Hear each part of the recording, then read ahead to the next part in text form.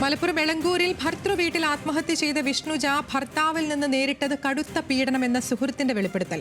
ഭർത്താവ് പ്രബിൻ പലവട്ടം വിഷ്ണുജയുടെ കഴുത്തിന് കയറി പിടിച്ച് മർദ്ദിച്ചു. വിഷ്ണുജയ്ക്ക് സർക്കാർ ജോലി ഇല്ലെന്ന് പറഞ്ഞ് മാനസികമായി പീഡിപ്പിച്ചു. വിഷ്ണുജ അറിയാതെ മൊബൈൽ ഫോൺ നിരീക്ഷിച്ചു. വിഷ്ണുജയുടെ ഫോണിൽ നിന്ന് നേരത്തെ തന്നെ തെളിവുകൾ നീക്കം ചെയ്തതായും സുഹൃത്തിന്റെ വെളിപ്പെടുത്തൽ. അവള് കഴുത്തിനേറെ പിടിക്കുകയൊക്കെ ചെയ്തിരുന്നു ഭയങ്കരമായിട്ട്. അതേപോലെ തന്നെ അടിക്കുകയും ഒക്കെ ചെയ്യുമായിരുന്നു. മാനസികമായിട്ട് ശാരീരികമായിട്ട് ഒരുപാട് അവളെ ബുദ്ധിമുട്ടിച്ചിട്ടുണ്ട്. അയാൾ വാട്സപ്പ് അവളുടെ കണക്റ്റഡ് ആയിരുന്നു. വാട്സപ്പിലൊന്നും അവളൊരിക്കലും ഞങ്ങളോട് ഫ്രീ ആയിട്ട് സംസാരിച്ചിട്ടുണ്ടായിരുന്നില്ല. അയാൾ അറിയാണ്ട് ടെലിഗ്രാമിലൊക്കെ ആയിരുന്നു ഞങ്ങൾ കോണ്ടാക്ട് ചെയ്തുകൊണ്ടിരുന്നത്. എന്നിട്ട് അയാൾ ഇടയ്ക്ക് അവളെ നമ്പറിൽ നിന്ന് മെസ്സേജ് അയക്കും. ഇനിയിപ്പോൾ അവളെന്തേലും അയാളെക്കുറിച്ച് ഞങ്ങളോട് പറഞ്ഞിട്ടുണ്ടോയെന്ന് അറിയാം. അതുപോലെ തന്നെ വിളിച്ച് ഫോൺ സ്പീക്കറിൽ ഇട്ടിട്ട് അവളെ നിർബന്ധിക്കാറുണ്ടായിരുന്നു സംസാരിക്കാൻ. അയാളുള്ളത് അറിയിക്കാണ്ട് അവളെ ഭയങ്കരമായിട്ട് നിർബന്ധിക്കും ഞങ്ങളോട് സംസാരിക്കാൻ. പക്ഷെ അവൾ നേരത്തെ പറഞ്ഞു വെക്കും ഇങ്ങനെയൊക്കെ ചെയ്യും. അവൾ ഫോണിൽ പോലും അവൾക്ക് ശരിക്കും ഒന്ന് ഷെയർ ചെയ്യാം. അവളെ അവസ്ഥ ഷെയർ ചെയ്യാൻ അവൾക്ക് അധികം പറ്റുന്നുണ്ടായിരുന്നില്ല. ഇയാളിങ്ങനെ ഫോൺ കണക്റ്റഡ് ആക്കി വെച്ചിട്ടുണ്ട്.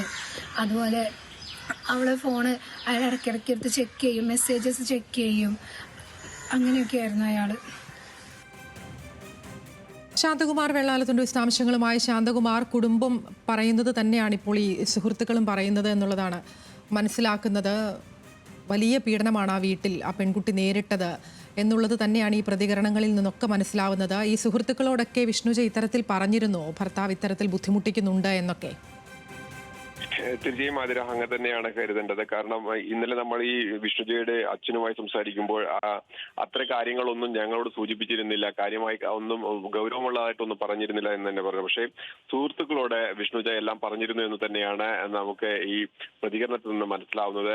അതായത് ഒരു മർദ്ദിക്കുന്നതിന് അല്ലെങ്കിൽ മാനസികമായി പീഡിപ്പിക്കുന്നതിന് ഓരോരോ കാരണങ്ങൾ കണ്ടെത്തി അവ കൃത്യമായി നടപ്പാക്കുന്ന രീതി തന്നെയായിരുന്നു പ്രബിന്റേത് എന്ന് തന്നെയാണ് ഇന്ന് സുഹൃത്തിന്റെ പ്രതികരണത്തിൽ നിന്ന് മനസ്സിലാവുന്നത്. ഏറ്റവും പ്രധാനപ്പെട്ടത് സർക്കാർ ജോലിയില്ല എന്ന് ആണ് പറയുന്നതെങ്കിലും സർക്കാർ ജോലി ലഭിച്ചിട്ടില്ല. സർക്കാർ ജോലി ലഭിക്കാത്തതിന് മാനസികമായി പീഡിപ്പിക്കുന്നു, അതിനെ മർദ്ദിക്കുന്നു.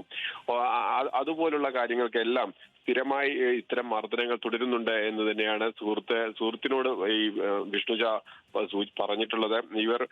ഒപ്പം തന്നെ ഈ വിഷ്ണുജയുടെ മൊബൈൽ ഫോൺ വാട്സപ്പ് ഈ പ്രബിന്റെ വാട്സപ്പുമായി ഫോണുമായി ലിങ്ക് ചെയ്ത് എല്ലാ കാര്യങ്ങളും പ്രബിന് കൂടി അറിയാവുന്ന വിധത്തിൽ പ്രബിൻ അത് വളരെ ആസൂത്രിതമായി തന്നെയാണ് ചെയ്തിരുന്നത് എന്നാണ് പറയുന്നത്. ഒപ്പം തന്നെ ഈ ആത്മഹത്യക്ക് ശേഷം ഈ തെളിവുകളെല്ലാം പ്രബിൻ നശിപ്പിക്കുകയും ചെയ്തിട്ടുണ്ട്.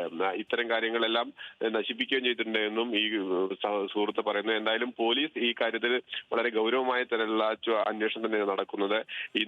ഇന്ന് പ്രബിനെ കോടതിയിൽ ഹാജരാക്കും. പക്ഷേ കൂടുതൽ ചോദ്യം ചെയ്യുന്നതിന് വേണ്ടി കസ്റ്റഡിയിൽ ഉടൻ തന്നെ വാങ്ങുമെന്ന് തന്നെയാണ് പോലീസും അറിയിക്കുന്നത്. ആതിരം അതുതന്നെയാണ്. എന്തായാലും ഈ മരണത്തിന് ശേഷമാണ് ഇത്തരത്തിൽ സുഹൃത്തുക്കളാണെങ്കിലും ഒക്കെ ഈ പറയുന്നത് ഈ കുട്ടി ആ വീട്ടിൽ അതീവ ഗുരുതരമായ പീഡനങ്ങൾ നേരിട്ടിരുന്നു എന്നുള്ളത്. കടുത്ത മാനസിക പീഡനം ഉണ്ടായിരുന്നു ഈ കുട്ടിക്ക്. ഒപ്പം കഴുത്തിന് കുത്തിപ്പിടിക്കുക, അങ്ങനെ ഉപദ്രവിക്കുകയും ചെയ്യുന്നുണ്ടായിരുന്നു ഈ പ്രബിൻ എന്നുള്ളതാണ് സുഹൃത്തുക്കളും ഈ ഘട്ടത്തിൽ പറയുന്നത്. എന്തായാലും പ്രബിൻ നിലവിൽ കസ്റ്റഡിയിലാണ്. അതുമായി ബന്ധപ്പെട്ടുള്ള അന്വേഷണമൊക്കെ പുരോഗമിക്കുകയാണ്. വിശദാംശങ്ങൾ നൽകുകയായിരുന്നു ശാന്തകുമാർ വെള്ളാലത്ത് മലപ്പുറത്ത് നിന്ന്.